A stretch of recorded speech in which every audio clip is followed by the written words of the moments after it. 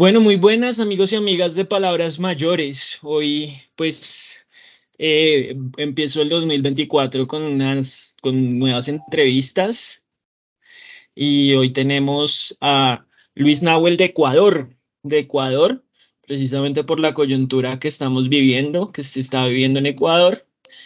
Pero en este primer momento, Sergio Cortés, un amigo de Colombia, nos va a contar cómo llegamos aquí a este espacio con Luis Nahuel. Así que Sergio, adelante. Me permito comentarles que esta oportunidad tenemos la manera de poder interlocutar con Luis, vocalista y fundador de la banda Astra de Ecuador desde ya bastante tiempo. Y bueno, tuvimos la oportunidad de encontrarnos en el espacio también que gestionó él para la banda Inuk. Yo camino con la banda Inuk de metal ancestral andino aquí de Colombia, de Bogotá directamente. Y bajo ese puente, bajo ese enlace y dado toda su capacidad pues, de conocimiento que nos permitió el amigo Luis, el día de hoy pues, nos permitimos traerlo aquí a este espacio para que pueda contarnos, para que nos pueda contextualizar, junto contigo, Shamil, que claramente pues, en este medio de difusión que tan importante. Entonces yo revisando me doy cuenta que Luis tiene estudios de antropología y de derecho y estudió ciencia política en Cuba. Cuénteme, ¿cómo fue eso? ¿Y por qué? ¿Por qué derecho? ¿Por qué antropología? ¿Por qué terminó en Cuba con ciencia política? Bueno, muchísimas gracias por la invitación, querido Emil, querido Sergio. Para mí siempre un honor y un placer poder compartir momentos como estos, ¿no? Que creo que son súper importantes. Reflexionar desde el arte, ser críticos y autocríticos también desde el mismo en torno a lo que sucede a nivel social en cada uno de los países y en este caso de nuestra linda América Latina. Y bueno, un poco yendo hacia tu pregunta, bueno, yo cuando terminé la secundaria decidí, en realidad estudié Derecho por una suerte de tirar una moneda, porque todos mis compañeros de la del colegio no sabíamos qué estudiar, todos teníamos un conocimiento muy amplio en ciencias sociales y decíamos, ¿y ahora qué estudiamos? Entonces todos dijimos, bueno, vamos a ver qué carrera nos toca. Entonces pusimos en unos papelitos, pusimos Derecho, en otros Sociología, en otros Filosofía, y así cada uno, y el que le toque, ¿no? Entonces a mí me tocó Derecho. Entonces de ahí entré a estudiar Derecho yo en la Universidad Central del Ecuador. Después de terminar Derecho, empecé ya mis prácticas acá en el Ministerio de Trabajo, luego después me llamó muchísimo más la atención porque ya a la par yo ya estaba relacionado al tema artístico y musical, entonces ahí entré a estudiar antropología, por ejemplo, en la Universidad Salesiana de acá de Quito. Estudié antropología y después de haber terminado antropología, pues entonces tuve la oportunidad de viajar a Cuba, no recuerdo ya la ocasión, es decir, ya antes ya estuve en Cuba algunas veces, y bueno, cuando fui a esta oportunidad en Cuba, pues tuve la oportunidad también de poder estudiar ciencias políticas.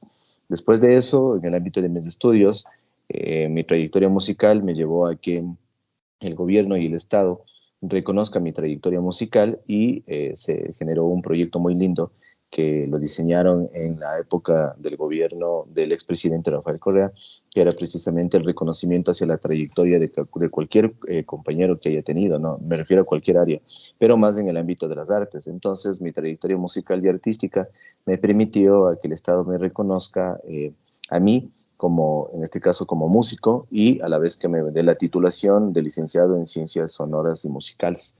Entonces también yo tuve la licenciatura, pero como digo, por reconocimiento de trayectoria, lo cual me da muchísimo orgullo, ¿no? Y luego después, como bueno, como no me gusta estar quieto, seguí estudiando y estudié una maestría en comunicación y marketing político, digital y de gobierno. Esta la estudié en la Universidad de La Rioja de España. Entonces, hasta ahí en el ámbito de estudios. Así ha sido como bueno, mi inclinación en el ámbito de las aulas, por decirlo así. Bueno, y según veo, su merced es vocalista de la banda Astra, ¿sí? Y pues al igual que Sergio en Colombia, se dedican a el metal andino. Y pues yo sí le decía a Sergio, pues yo la verdad no escucho metal andino, pero me parece súper curioso y súper interesante.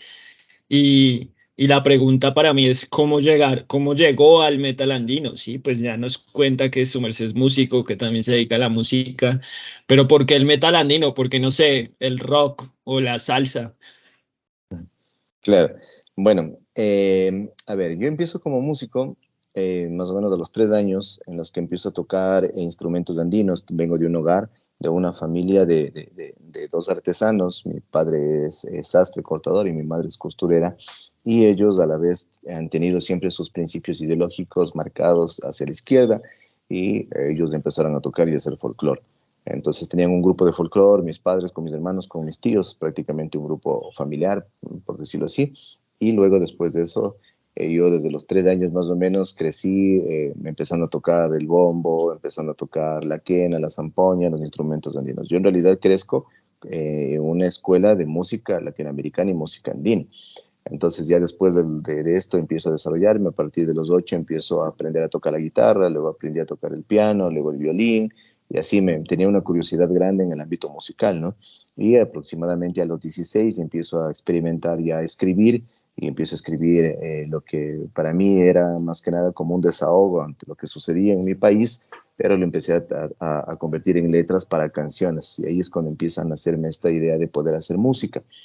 Pero yo en realidad todavía no tenía definido qué hacer hasta que en algún momento determinado me junté con los amigos de mi barrio y con ellos empezamos a tocar música nacional y cosas por el estilo. Pero a Sí, propósito de eso que dice de lo que sucedía en su país, ¿en qué año estaba ocurriendo eso? Porque también me gustaría ir como ligándolo con la historia del Ecuador para que los que no somos del Ecuador entendamos muchísimo mejor, eh, pues, por qué está pasando ahora lo que está pasando. Entonces, claro. Por cuando ejemplo, dice eso, yo te la historia, cuento.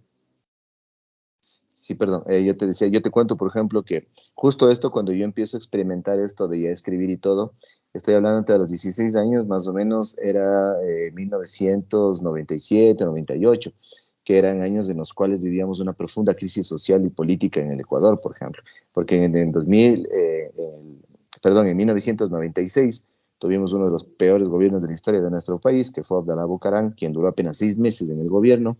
Entonces, sí, ya se lo tumbó, luego después vino otro gobierno. ¿por qué? Porque duró solo 6 meses en el gobierno. ¿Qué fue lo que hizo Abdalá Bucaram en el Ecuador para que lo tumbaran? Porque eso no pasa acá en Colombia, ¿sí? Aquí en Colombia no somos capaces no hemos sido capaces de tumbar presidentes, pero en Ecuador se ha pasado varias veces. Y O sea, entonces, ¿por qué somos tumbaron a buenísimos para Abdalá y tumbar quiénes lo gobiernos tumbaron? nosotros. Bueno, nosotros tenemos como una historia social súper compleja, ¿no? Es lo que tú dices, o sea, tenemos la capacidad de tumbar gobiernos, pero también tenemos la capacidad de poner la misma porquería de gobiernos, ¿no? Entonces, por eso nos toca estar tumbando cada rato. Entonces, creo que ese es el desenlace de lamentablemente una falta de entendimiento en el ámbito de organización social y política, ¿no? Dentro de las bases sociales de nuestros pueblos. Es decir, no existe una dirección que esté como no existe un partido, no existe un movimiento, no existe alguien que tenga la claridad de cómo poder conducir precisamente este tipo de conflictos sociales. Porque ya te digo, yo en el año 1996, que llega el gobierno de Abdalá Bucaram, bueno, el gobierno de Abdalá Bucaram llega precisamente a uno de los desfalcos más grandes. O sea, Abdalá Bucaram salió realmente de nuestro país con maletas de dinero, es decir, él en costales, ni siquiera allá les llaman como bolsas, ¿no? Esas que son de tejido, acá se llaman costales. Entonces a él se le ve, se tiene las tomas, las fotos, los videos de cómo él cogió y metió todo el dinero en los costales y subió al helicóptero y luego después de eso al avión y rumbo a Panamá, ¿no? Panamá se ha caracterizado por ser uno de los países que resguardaba y lógicamente Estados Unidos, en este caso a los gobiernos corruptos. Entonces en el caso del Ecuador pues sucedió eso y tuvo que huir. Luego pasó un año, quien quedó en la presidencia, eh, que fue que fue en ese momento el presidente del Congreso. Entonces él pasó a la presidencia de la República y después él también estuvo preso, se le sentenció por haber utilizado los fondos reservados del Ecuador para cosas particulares, ¿no? Entonces terminó también preso, no recuerdo cuántos años estuvo preso. Luego después vino el gobierno de Yamil Maguad, que en este caso eh, eh, el expresidente Lazo, el que recién tuvimos, él fue ministro de Economía del gobierno de Yamil Maguad. Eso les estoy hablando más o menos en 1999, más o menos para que tengan el dato histórico. Entonces, llega Yamil Maguad y él produce dos cosas súper fuertes. La primera es el cambio de moneda, es decir, eliminar por completo nuestro sucre y volver a convertirnos a la dolarización, ¿no? Entonces, lo que produce es la dolarización. Esto lo que quiere decir es de que se desaparece la moneda, así como ustedes tienen el peso, nosotros teníamos el sucre, desapareció el sucre y todo se convirtió a dólares. Pero la crisis es súper fuerte porque lo que antes te costaba, yo qué sé, les pongo rapidito un ejemplo. Una Coca-Cola te costaba 500 sucres. El miércoles costaba 500 sucres. Después, al día viernes, subió a 1000 sucres. Entonces, el cambio de dólar, un dólar también valía, 500 sucres también valía un dólar, ¿no? Luego, después, al día viernes, subió a 1000 sucres. Luego, al día domingo, subió a 5000 sucres. Y luego, al día lunes, subió a 25.000 sucres el dólar. Eso lo que quería decir era que la Coca-Cola que antes te costaba 500 sucres, hoy te costaba 25.000 sucres, ¿no? Entonces, del momento, y ahí ese momento es cuando ¡pac! Se transformó a la dolarización. Entonces, el poder adquisitivo se perdió por completo y quienes se beneficiaron de eso fue prácticamente la banca. Porque la banca lo que hizo fue, en cambio, retener todos los fondos y ahí viene el segundo golpe duro para nosotros, que es precisamente el feriado bancario, se llamó. Porque lo que hizo el presidente Maguad en esa época fue apoyarle a la banca. Es decir, lo que dijo es el Estado tiene que garantizar que la banca y, lógicamente, Lazo es banquero, ¿no? Es dueño de uno de los bancos hoy más grandes del Ecuador, que es el Banco de Guayaquil. Entonces, él era también ministro de Economía. Entonces, lo que hace el banquero de la banca es, en cambio, retener los fondos y el Estado le presta para garantizar, entre comillas, esa estabilidad.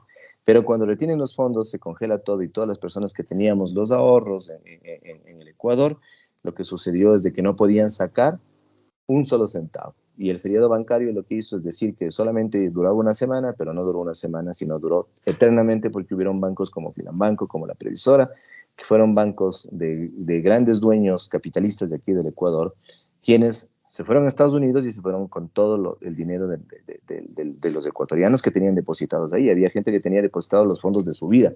Entonces, toda esa gente, en su desesperación, muchos se suicidaron y pues, empezó un proceso migratorio terrible. Entonces, este gobierno marca un hito histórico súper complicado, ¿no? Porque lo que produjo, al final de cuentas, fue, primero, la dolarización, el feriado bancario y el proceso migratorio más grande. En esa época, nosotros éramos cerca de 10 millones de ecuatorianos.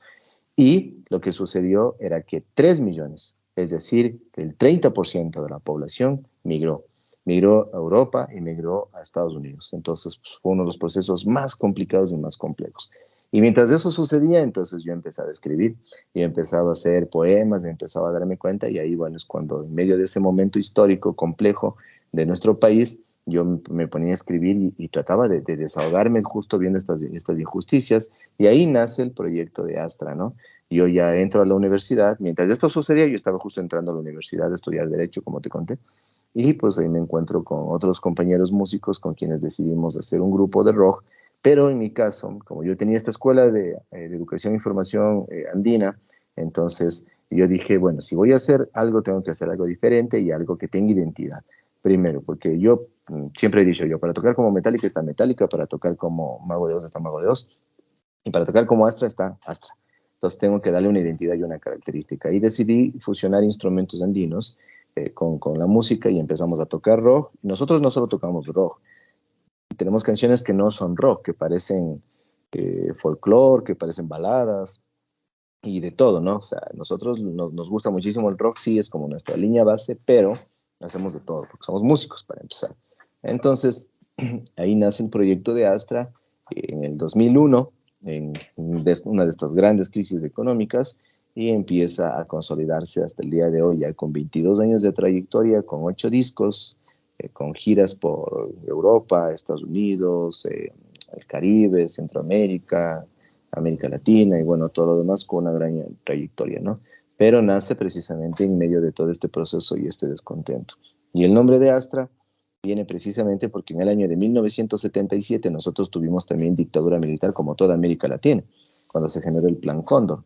Entonces, en medio de la dictadura militar, aquí en una provincia que se llama El Cañar, existía una fábrica de azúcar que se llama Astra, y esta fábrica generadora de azúcar, los trabajadores en dictadura militar se tomaron el ingenio azucarero para exigir que se cumpla el tercer contrato colectivo, pero también para que se les pague los haberes, y en la noche del 18 de octubre de 1917, el ejército irrumpe las instalaciones, mintiéndoles que ya van a llegar a un acuerdo y que se les va a cumplir, y lo que hicieron fue, en cambio, a pesar de que se encontraban con sus esposas y con sus hijos, los trabajadores, pues irrumpieron con el ejército y disparó a mansalva, y eso provocó más de 110 trabajadores muertos, y entre ellos sus hijos y sus esposas, y lo que hicieron fue, para tratar de ocultar este crimen de Estado, es arrojar los cuerpos al río, otros quemarlos junto al bagazo. Pero bueno, entonces eso no sucedió, no pudieron ocultar el crimen, y ahí viene nuestro nombre de Astra, precisamente para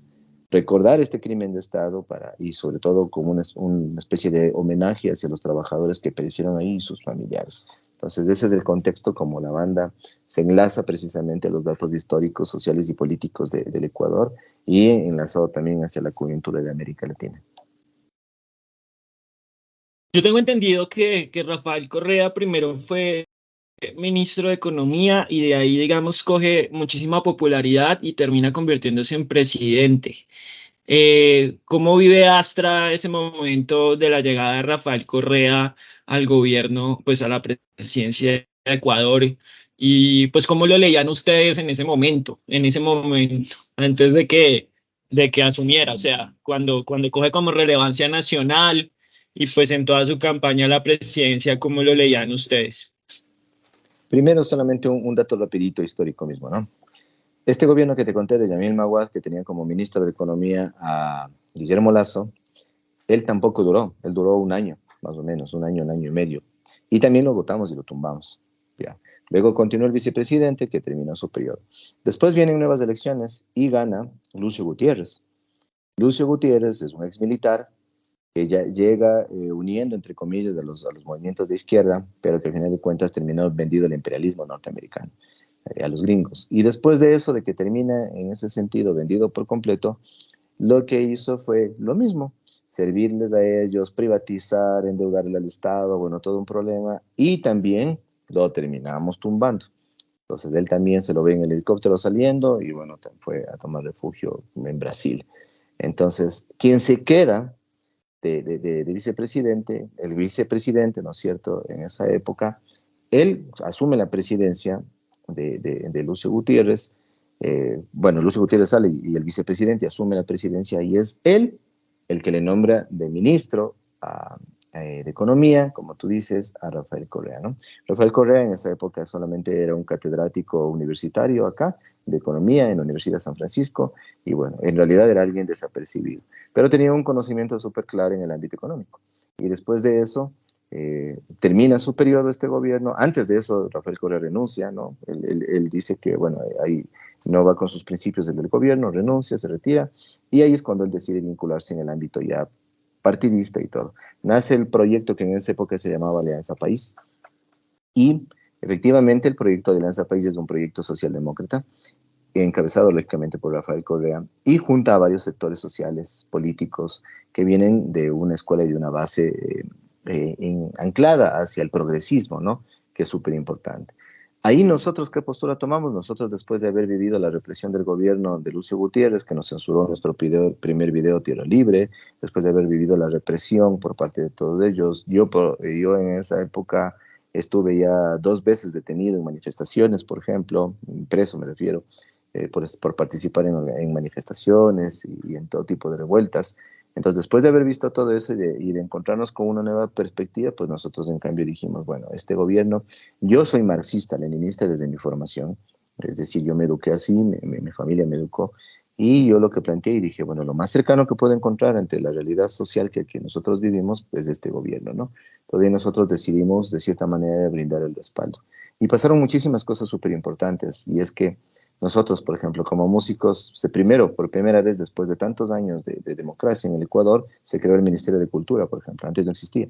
Entonces, con el gobierno de Rafael Correa en el 2008, se crea el Ministerio de Cultura, desde el 2007 más bien se crea el Ministerio de Cultura, y empieza a haber otra perspectiva, porque los sectores culturales, los sectores artísticos, los músicos y todos empezamos a tener una institución de cierta forma que empezaba a respaldar cualquier tipo de accionar, ¿no? Ante eso nosotros pasamos a muchos espacios importantes. Yo pasé a ser parte del Ministerio de Cultura también. Me invitaron por parte del señor ministro en ese momento, Galo Mora. Me invitó a que sea parte de su equipo. Galo Mora es miembro del grupo Pueblo Nuevo, que es uno de los grupos de folclore y música latinoamericana aquí, uno de los más importantes. Entonces, él me invitó a que yo sea parte del equipo y que trabaje precisamente para las culturas urbanas, que fue lo que yo me encargaba de asesorar. Y después de eso, no solamente el Ministerio de Cultura, sino hubo una gran proyección en que el sector cultural empiece a trabajar y aportar desde ahí hacia este proyecto como revolucionario, como se lo denominaba, ¿no? Entonces, fue en donde empezamos nosotros a vincularnos y luego también, bueno, a acceder a los recursos del Estado, que creo que es uno de los derechos que absolutamente todos tenemos y que debemos de aprovecharlos. Entonces, eso logramos hacer. Luego en el camino ha ido sucediendo lo que ya hemos visto. Yo, desde mi lectura marxista, yo considero que el error de la socialdemocracia es que al momento que llegas al Estado, te burocratizas, y cuando te burocratizas, empiezas con trámites netamente burocráticos en el Estado, empiezas a detener el desarrollo como tal, pero también considero que el otro error que tiene súper grande es que te empiezas a dejar llevar por los placeres del Estado y del capital como tal también, ¿no? Entonces empiezas a vivir en condiciones ya no necesarias y básicas, sino también empiezas a vivir con comodidades pequeño burguesas, etcétera, etcétera, y eso lo que te hace es aspirar hacia otras cosas y te hace perder el horizonte. Y creo que eso le sucedió a Alianza País, y creo que eso le sucedió al proyecto de la Revolución Ciudadana de esa época, y creo que eso le sigue sucediendo hasta el día de hoy. Es decir, hasta el día de hoy no ha habido funcionario público que no haya terminado cómodo, que no haya terminado viviendo de manera acomodada y que siga viviendo de esa manera, pero con un discurso de izquierda y revolucionario, y eso es lo que ha provocado precisamente que la ciudadanía empiece a verlos ya no como ejemplo, sino más bien como alguien con quien no quieren tener un diálogo, porque te dicen, ser revolucionario, después de haber visto todo esto, termina siendo alguien que se acomodó, pero no acomodó las condiciones de su pueblo, ¿no? Sí existió unos grandes adelantos en todo. La inversión social mejoró muchísimo en educación, salud, infraestructura. Llegamos a tener las mejores carreteras de América Latina, ejemplo. Hospitales igual con la alta tecnología. Llegamos a tener muchísimas cosas, como digo, ¿no? En el ámbito de educación, grandes escuelas, las escuelas del milenio, etcétera, etcétera. Pero estos pequeños elementos, porque incluso date cuenta que los funcionarios públicos, porque yo he sido funcionario público, los funcionarios públicos llegan a ser aproximadamente solamente el 2.5% en este caso, de la población laboral. Es decir, es nada en ese tema. Pero ese 2.5 se encargó precisamente de desbaratar y de desmovilizar toda esta proyección y este mensaje. Aparte de los ámbitos de corrupción que se han desarrollado, que no podemos negarlos y taparlos con un dedo. Entonces, todo eso lo que hizo es lamentablemente desarticular y desmovilizar todo este gran proyecto que tenía para mí uno de los mejores objetivos y que hoy por hoy lamentablemente es complejo y por eso no han logrado en los últimos procesos ganar las elecciones, sino que al contrario han tenido ya un rechazo contundente. Sí, pues digamos, a mí me da la impresión que a varios de los proyectos de transformación como esa primera ola, como más o menos de la primera década del siglo XXI en América Latina, pues sufrieron, digamos, experiencias similares, como de la dificultad de articular el poder del Estado con las organizaciones sociales de una manera que no, digamos, se los tragaran, ¿no? Como los burocratizaran y que esas organizaciones sociales perdieran como su independencia, su autonomía y también como todos los problemas propios del Estado. O sea, el Estado en sí tiende a la corrupción, al clientelismo, o sea, son lógicas de los últimos 200 años de todos los estados latinoamericanos que a mí me da la impresión que es muy difícil cambiar en periodos de 4, 5, 6 años. Pero paralelo a esto que su merced menciona, digamos, sí me gustaría preguntar qué fue lo que hizo la Revolución Ciudadana que no había hecho ningún gobierno anterior en el Ecuador, ¿sí? Como para que se reconozca o que reconocieran, bueno, esto es diferente a pesar de esos problemas. Las cifras que yo veía en estos días era que, por ejemplo, en esos 10 años se redujo la pobreza como de un 51% a un 34% más o menos. Pero más allá de esas cifras, o sea, si hubo algún cambio cualitativo, sería la pregunta, ¿sí? Eh, Porque al final, digamos, pues se supone que el que sucedió a Correa, en teoría se lo sucedió porque iba a seguir con el proyecto, ¿no? Pero pues ahí pasaron cosas que vale la pena contar también. Bueno, yo creo que hay una frase que dice dato mata relato, ¿no? Antes de la llegada de Correa y de la Revolución Ciudadana, el Ecuador era uno de los países más violentos de América Latina también, primero. Luego pasó a ser uno de los más seguros de América Latina. Es precisamente porque la inversión del Estado generó mejoras, por ejemplo, primero, crecimiento en el ámbito de seguridad y mejor tratamiento a las fuerzas, por ejemplo, en este caso a las fuerzas policiales, al ejército, pagarles con sueldos dignos, darles la infraestructura y las herramientas y el equipamiento necesario, dotarles de patrulleros, dotarles de armas, dotarles de infraestructura como los UPCs, así se llaman, ¿no? Los UPCs, como los cuarteles chiquitos que tenemos aquí en cada barrio, en dotar de todo eso, dotar de equipamiento, generaron un proyecto que se llama el ECU 911 de ámbito de seguridad, de cámaras y de todo, un proyecto de seguridad en todo el país gigante. Entonces crearon el Ministerio de Gobierno que estaba exclusivamente destinado para el tema de seguridad, por ejemplo. ¿No es cierto? Se creó todo el SNAIP, que fue el centro de seguridad también para las cárceles, se construyeron nuevas cárceles y se desarrolló un proyecto de verdadera rehabilitación. Es decir, existían, yo recuerdo claramente que uno de los anhelos que nosotros teníamos en esa época era poder tocar en una cárcel, porque había la seguridad de poder hacer eso, por ejemplo. Entonces ahí había la posibilidad, había cómo conversar, había el Ministerio de Cultura podía hablar con el Ministerio de Gobierno para poder hacer en este momento, del Interior se llamaba, perdón, para poder en ese momento desarrollar proyectos así en las cárceles, porque ahí había un proceso de rehabilitación real. En el ámbito de seguridad, te cuento, ¿no? Se redujo lógicamente el ámbito de violencia, se redujo por completo, o sea, bueno, todo esto, la inseguridad y cosas que hoy es complicado.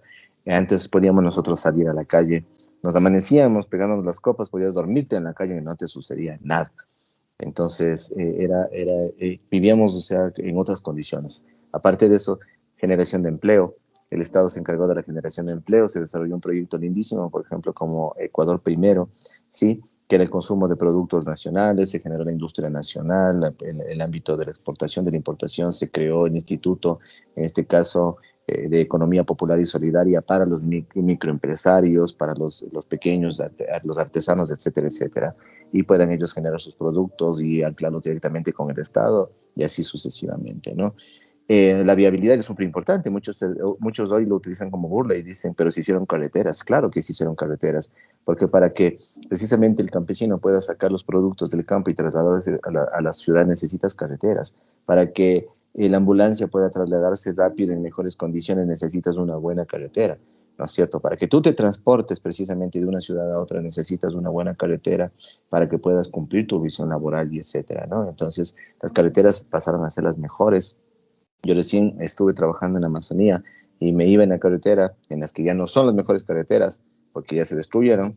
A mí me pasó que 2 veces se me reventó la llanta, entonces eso ya implica otros gastos, y etcétera, etcétera, ¿no? Eso no sucedía en ese momento. Entonces, fue una de las cosas más importantes. Y lógicamente, si tienes una buena viabilidad, los precios también se reducen, ¿no? Se congeló los precios de los combustibles, por ejemplo, se congeló y el Estado empezó a regular absolutamente todo eso, que el precio de los combustibles es fundamental. Entonces, se dio eso, se dio inversión en educación, como te dije, las escuelas del milenio, escuelas en los lugares en donde antes no existía. Se eliminó la educación unidocente, que un solo maestro esté enseñando todo a muchas aulas, que eso es, pedagógicamente es imposible, ¿no? Se eliminó eso, se construyó el ámbito educacional, la salud, por ejemplo, los hospitales, se construyeron unos hospitales gigantes que te atendían y que yo en algún momento podía utilizar el seguro social y cuando lo tuve, pues me pareció magnífico porque el seguro social te atendía, había quien te pueda solventar, había un seguimiento, etcétera, etcétera, ¿no? Entonces, todo esto que te cuento un poco como en resumen, los maestros, por ejemplo, los maestros, mi hermana es maestra, Y mi hermana antes de la Revolución Ciudadana ganaba $250. Luego se le hizo la recalificación para poder comprender y ella empezó a ganar directamente de 250, se lo subió a $900 más o menos del sueldo.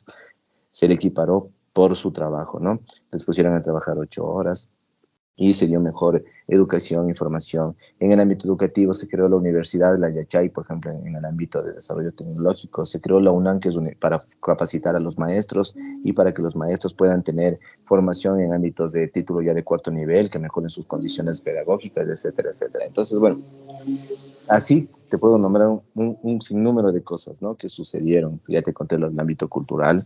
Nosotros pudimos acceder en el ámbito de cultura, por ejemplo, a los fondos para que podamos ir a tocar cuando tocamos en Europa, cuando tocamos en Cuba. Nos auspiciaron y nos ayudaron con pasajes, con viáticos incluso.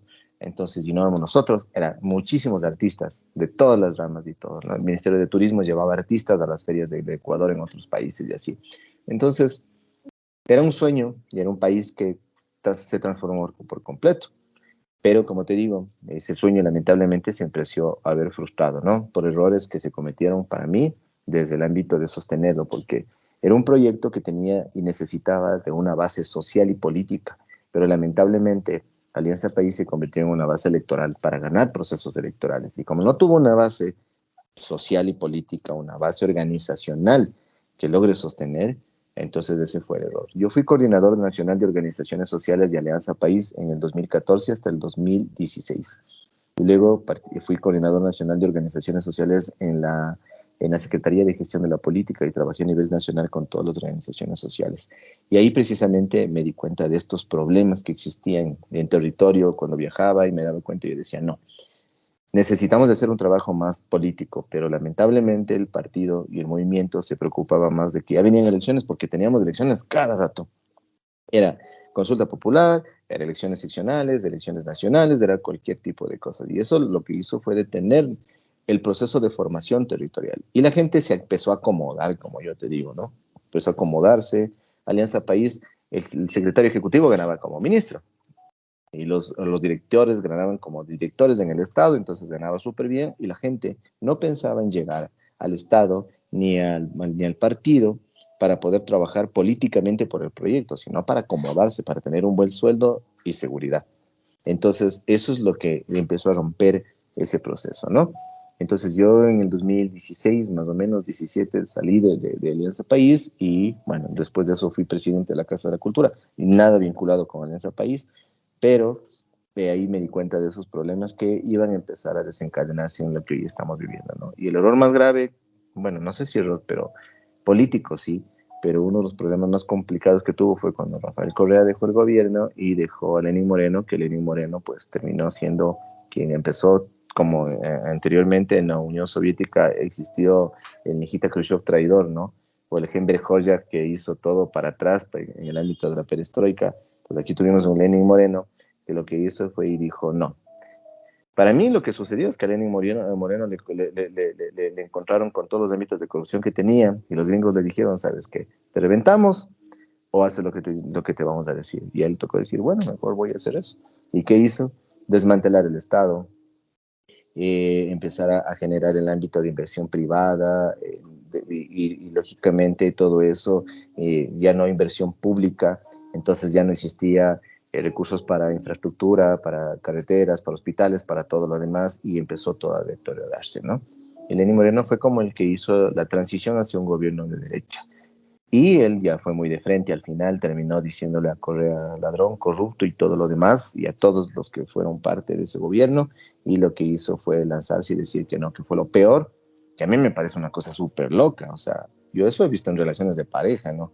Ya te divorcias, ahí sí fue todo lo peor, pero eso era como una relación de pareja, o sea, fue terrible. Yo en realidad me sorprendía, decía, como alguien que estuvo tantos años al lado del presidente, porque era el vicepresidente, después termina diciendo que fue todo lo peor, o sea, era como esa ex tóxica, ¿no? En la que, o sea, te acaba por completo. Y lamentablemente, quien pagó los platos rotos de esa relación tóxica, así como en los hogares son los hijos, en este caso fue el país, fue el Ecuador. Y luego vino el gobierno, para mí, el peor que hemos tenido de hasta ahora los que he vivido, que fue el de Guillermo Lasso, que como te digo, fue el ministro del que hizo el feriado bancario y todo, de economía, y logró llegar a la presidencia, ¿no?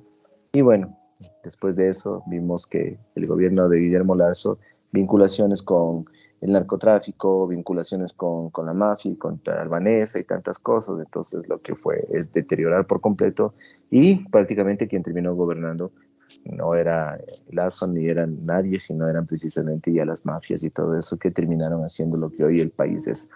Un país de haber sido el más seguro al más inseguro. Hoy somos el más inseguro ya de América Latina. Ni siquiera antes éramos uno de los más inseguros, ahora somos el más inseguro. Llegamos al primero de más inseguridad en América Latina. Entonces, con datos escalofriantes, con los cuales las cárceles pasaron a ser prácticamente unas carnicerías humanas, en las cuales ya hoy, al principio era terrible ver cuando cruzaban una foto, un video de lo que sucedía en la cárcel. Hoy es común, ya nos acostumbramos a ver eso. Y antes era terrible pensar que antes te asaltaban en la esquina, luego que alguien se murió en ese asalto.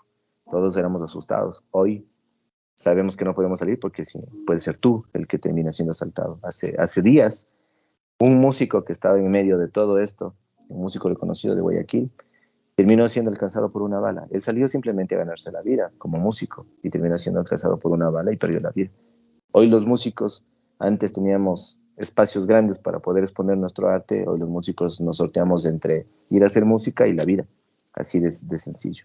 Eso es lo que nos está sucediendo. La semana pasada les asaltaron a otros grandes colegas de la vagancia, regresando de dar un show en medio de la carretera, le robaron todo, los instrumentos, todo. Es decir, ya ni siquiera nosotros estamos exentos de eso. Nadie está exento de la violencia en el país.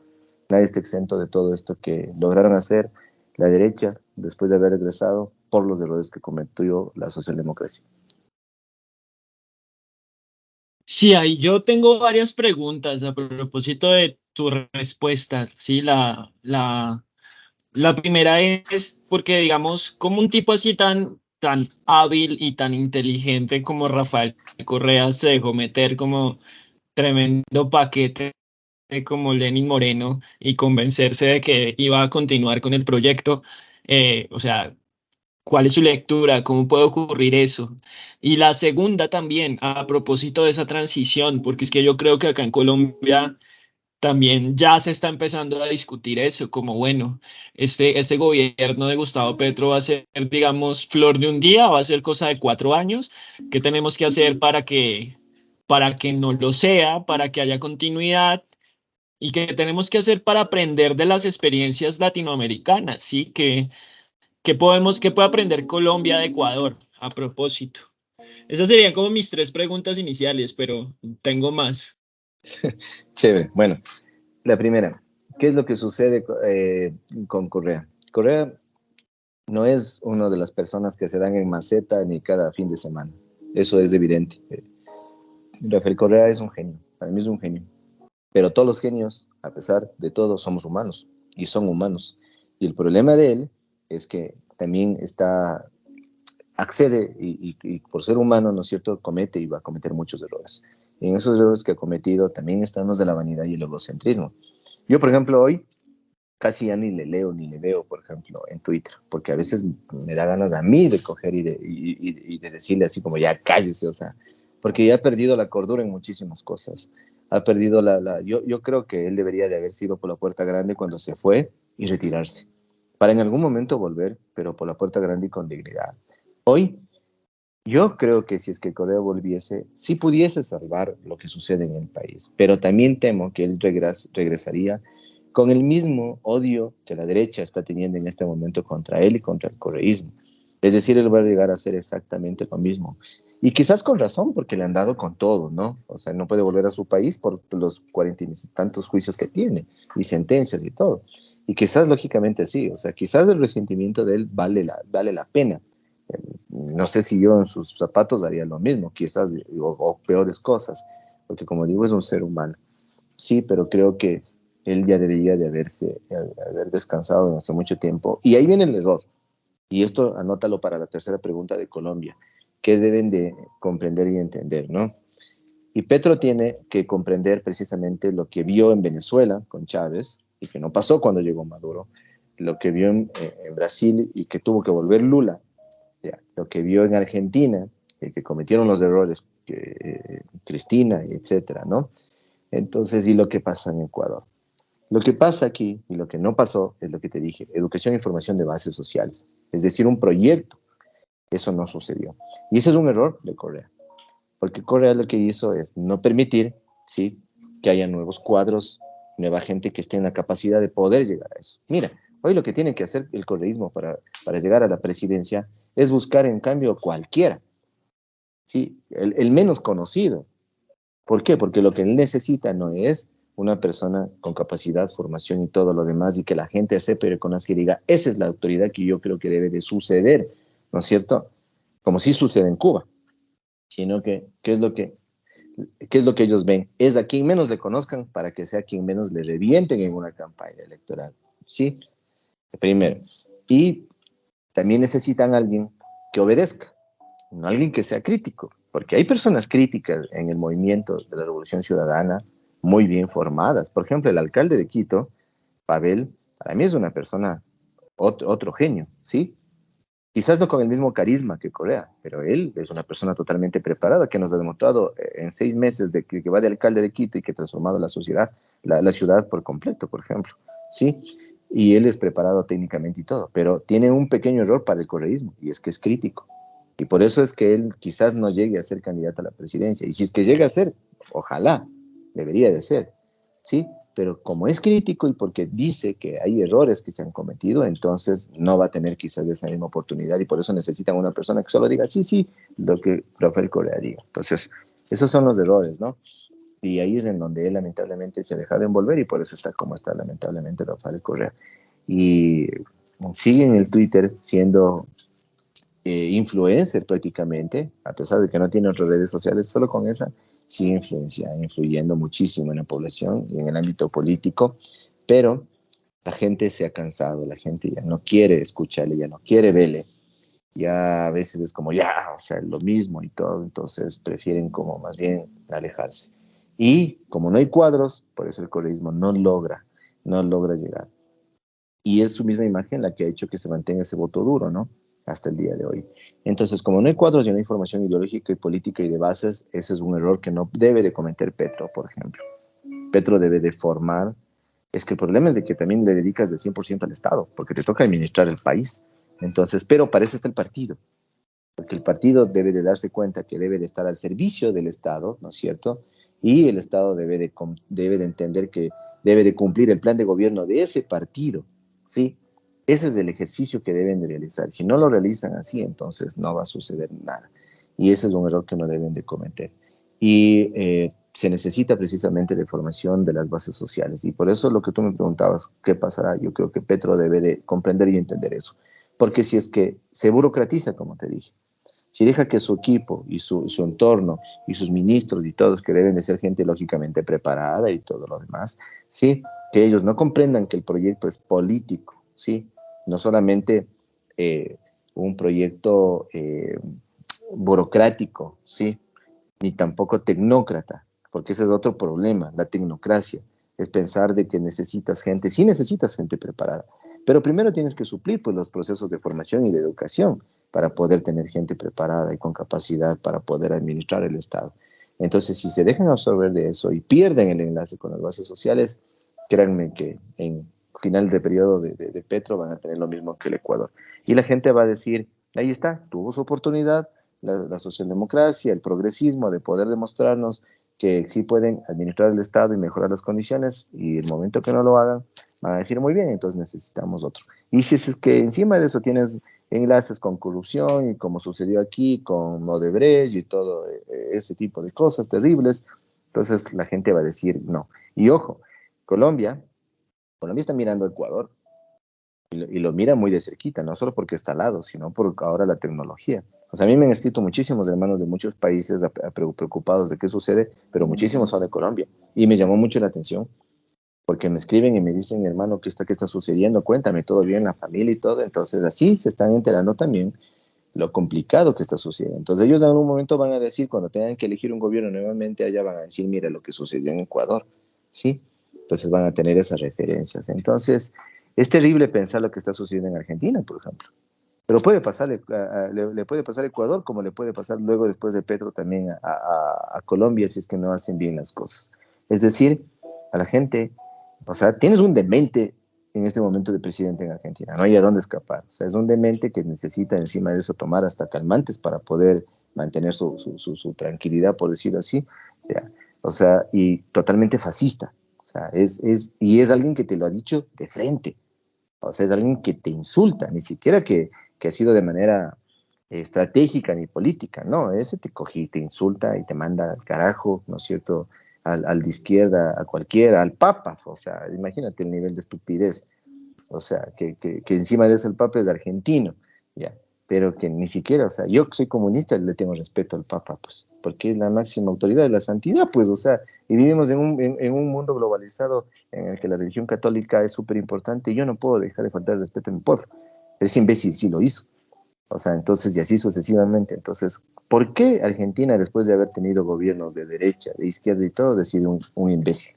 Eso es lo que hay que pensar. ¿Qué va a suceder con Colombia? ¿Qué va a suceder luego con Ecuador? Entonces, ahí quedan como esas cositas que creo que errores que no se deben de volver a cometer. No, y además tú ya lo explicaste, o sea, por eso también es tan importante conocer la historia y los procesos de países hermanos latinoamericanos. Lo que hoy pretende hacer Milei en Argentina es algo que ya sufrió Ecuador en medio de una crisis económica, con lo que mencionabas de los incrementos así astronómicos de los precios, precisamente para la dolarización. Y esos, como esos pajaritos en el aire que venden desde la extrema derecha y las posiciones así anarcocapitalistas, no, libertarias que llaman más bien, pues a lo que llevan es a que los costos de las crisis las asuman los pobres, como está ocurriendo ahora en Argentina. Pero y lo otro que mencionabas, yo sí creo que vivimos en democracias mediáticas y que las personas militan es en medios de comunicación. Y por eso también me parece tan importante poder abrir estos espacios de conversación, porque las personas que están viendo esta entrevista en estos momentos, pues la ven con muchas de las dudas y preguntas que pues tenemos y que estamos intentando como charlar acá y al final la militancia se da también en el espacio comunicativo. Es importante entender pues que pues eso, que Petro acá en Colombia está administrando el Estado, que se están cometiendo muchos errores, pero que también se están cometiendo muchos aciertos, que la técnica no puede estar al servicio del gran capital, que tenemos muy buenos técnicos en el gobierno, como yo mencionaría a dos, Luis Carlos Reyes, que es el director de impuestos acá, y Daniel Rojas, que es alguien que entrevistó a este canal hace poco y que es el director de la Sociedad de Activos Especiales. Así como hay, desde los medios nos dicen como que ellos no son técnicos, pero ¿por qué dicen que no son técnicos? Porque no ponen su conocimiento al servicio de los grandes empresarios, sino al servicio del pueblo colombiano. Y pues, digamos, insisto, por eso es tan importante que podamos charlar entre experiencias latinoamericanas. Tengo unas últimas dos preguntas porque si no, acá nos quedamos hasta medianoche. La primera es sobre el presidente actual. ¿Cuál es la situación con el presidente actual? ¿Qué sucedió a Lazo? ¿Por qué sucedió a Lazo? Porque eso es importante, o sea, la situación en la que él llega al poder. ¿Quién es también? Porque no es cualquier personaje. Lazo termina siendo, o sea, yo creo que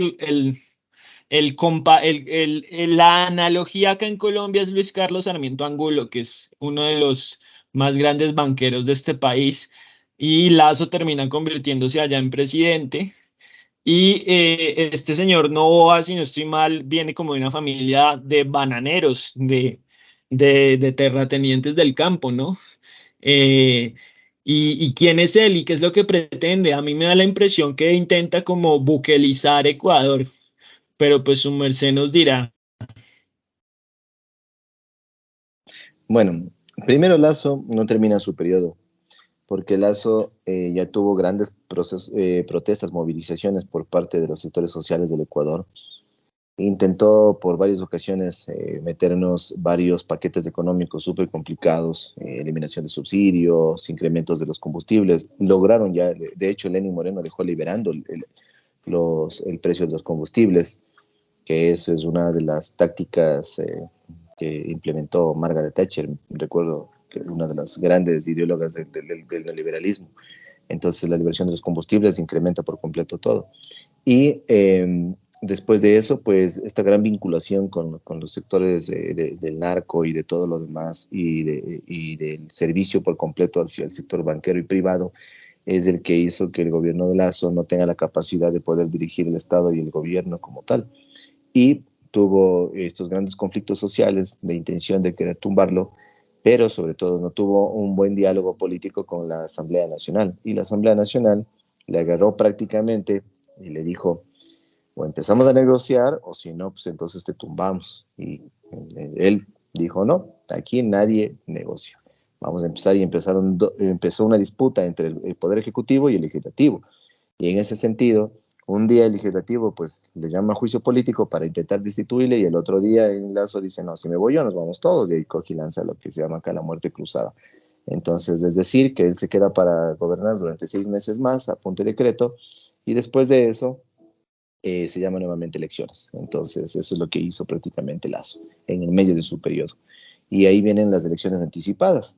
En estas elecciones anticipadas, el correísmo puso su candidato y hubieron, exactamente no recuerdo en este momento cuántos, pero fueron bastantes, pongamos unos 15 por lo menos candidatos a la presidencia.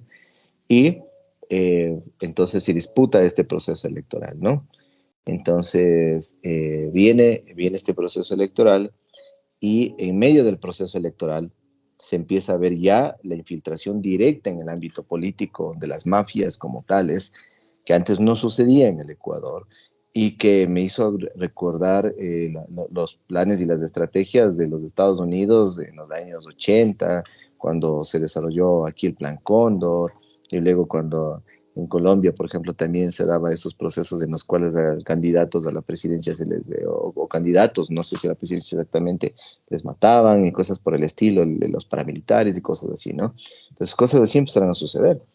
Entonces, había una gran tendencia de que quien llegue a la presidencia en una sola vuelta al principio era el correísmo. El correísmo estuvo a punto de ganar en una sola vuelta. Pero en medio de todo ese proceso, mataron a Villavicencio, que era uno de los grandes opositores del correísmo, por ejemplo, que para mí era un facho completo, Villavicencio. O sea, un facho igual, otro enfermo, así tipo Milei, por ejemplo, era, ¿no? Y él vinculado igual a las grandes mafias y todo lo demás. Entonces él terminó siendo lo que siempre terminan siendo los agentes de la CIA. O sea, los agentes, ya todos ellos, ya sabes tú, los gringos son muy buenos para eso. Escogen al más útil y hasta que les sirve, y después cuando ya no les sirve, pues chao. Entonces a él terminó sucediéndole eso. Entonces lo mataron en medio de la campaña y le sirvió muchísimo, porque le matan y aparte de eso, todos se direcciona hacia el correísmo. Entonces se asume y se piensa que quienes fueron los que quisieron causar eso fue el correísmo. Y baja por completo. Y se dio un proceso de cambio terrible, porque no, o sea, yo manejo y estudié comunicación y marketing político y digital precisamente en el ámbito de campañas electorales, y era terrible porque ya no podías medir. Lanzabas encuestas para tratar de medir, un día tenías una cosa y el día siguiente eran unos cambios drásticos, era imposible.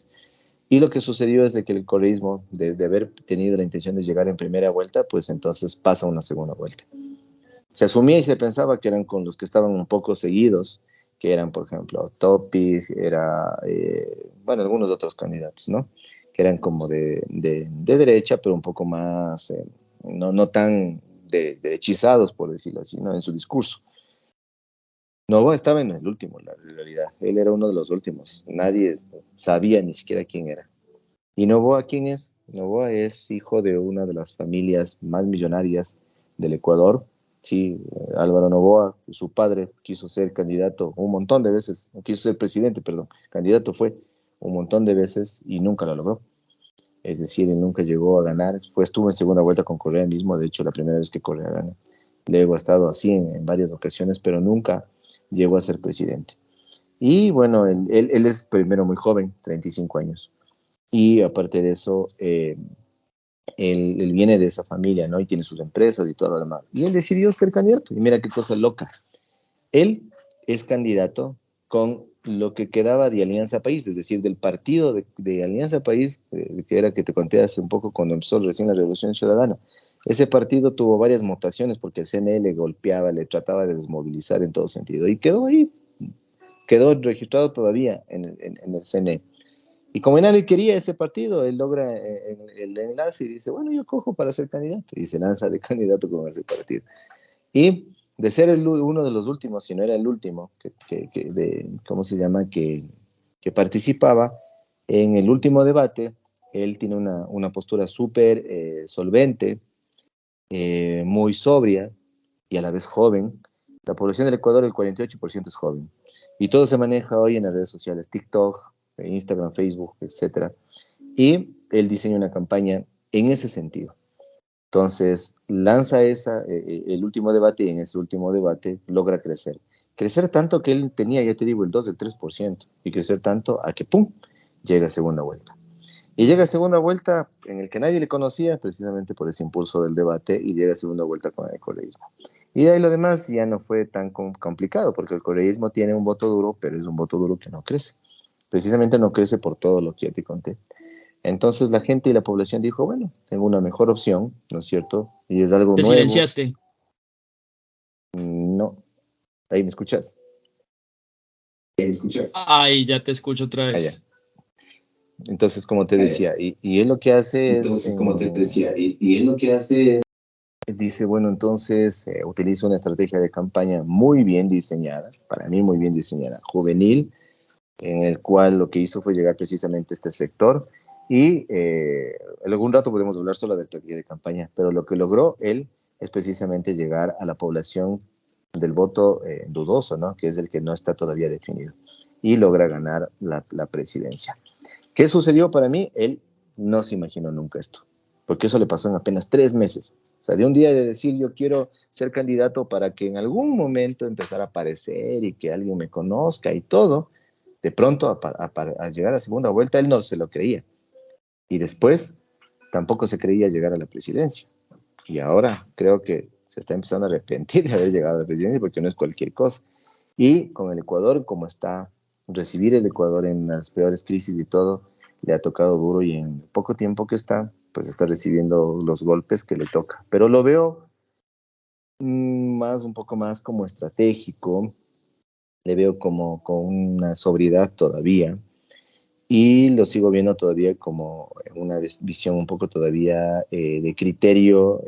Primero su visión, él siempre va a responder hacia los sectores que él pertenece, porque él viene desde ahí, ya, él va a responder, pero tiene un discurso también anclado un poco hacia lo socialdemócrata. Él mismo un día dijo en una entrevista, yo soy una persona de izquierda, dijo él, yo soy un socialdemócrata, porque él ideológicamente tiene esa postura, ¿no?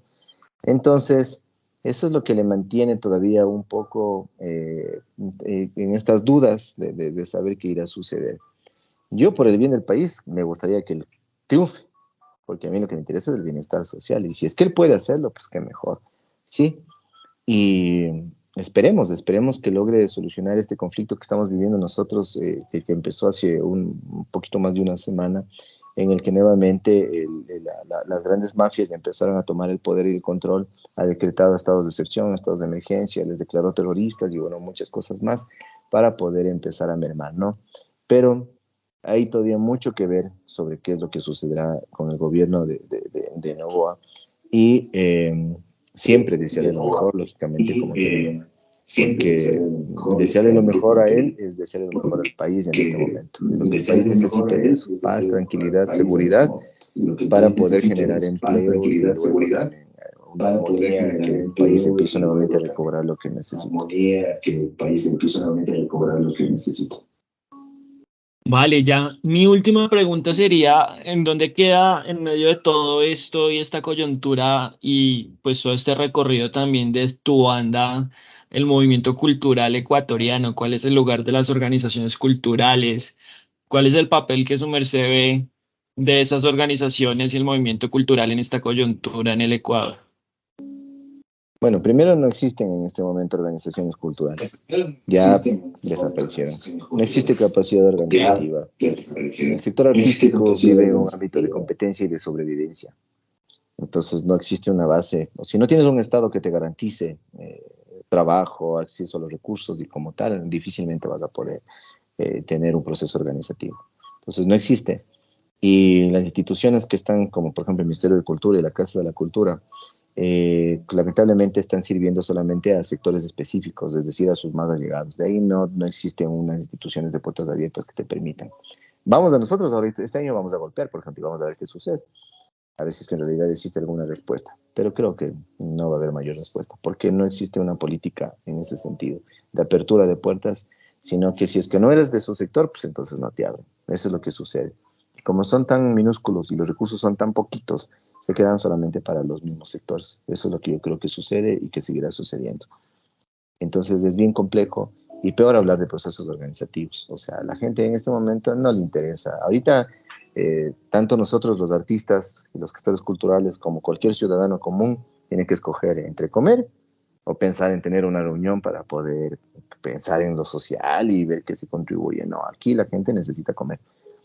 No existe empleo, no existe trabajo, desempleados por completo, sin seguridad, ni siquiera para poder buscar. Entonces, hay un montón de conflictos sociales que son la carne de cultivo, ¿no? Y más bien dicho, son como el espacio propicio para que el capitalismo se desarrolle, porque el capitalismo necesita precisamente de esa crisis económica, ¿no? Para poder distanciarse y para poder polarizar.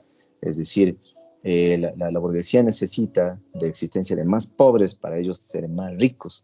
Así funciona el capitalismo. Entonces, ese es el espacio propicio que el capitalismo necesita. Y no hay procesos ni necesidades organizativas, y eso se lo ha visto y se lo seguirá viendo. Entonces, improvisaciones por completo. Quienes han dirigido las instituciones culturales del último tiempo han sido el Ministerio de Cultura, por ejemplo. La anterior ministra del gobierno de Lazo fue una completa porquería. O sea, no hizo absolutamente nada más que dar recursos hacia sectores que le creyó pertinente en ese momento, pero que de ahí no sirvió absolutamente de nada. Y lo que hizo más bien fue desmovilizar a los sectores organizados que para ese momento todavía existían. Esa fue la tarea de ella, desmovilizar a los sectores culturales. Y lo cumplió y lo logró. Y ahí está, ahora ella, ¿en dónde? En un tarro de basura, como Lazo. Y así están todos quienes funcionaban en ese gobierno. Bueno, Luis, pues muchísimas gracias por el tiempo, por el espacio, por tomarte, digamos, la paciencia para explicar estos últimos 20 años y, y pues, y pues nada, también muchísima energía y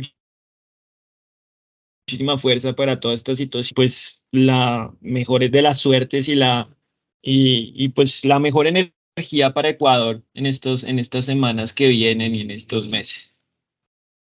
Chévere, mi hermano, muchísimas gracias a ti, igual por el espacio. Bueno, mucha suerte en ese recorrido, en ese camino también que han asumido ustedes con el nuevo gobierno, que sea lo mejor, que no se cometan los mismos errores y que continúen siempre resistiendo y sigan el mejor proceso para todos sostenerse es la base social y organizativa, así que sigan adelante y bueno, con Astra esperamos verlos muy pronto nuevamente en Colombia, Bogotá, para seguir compartiendo nuestro arte de izquierda, nuestro arte contestatario, nuestra música siempre comprometida con las causas sociales. Así que mandamos un abrazo y ya nos veremos pronto.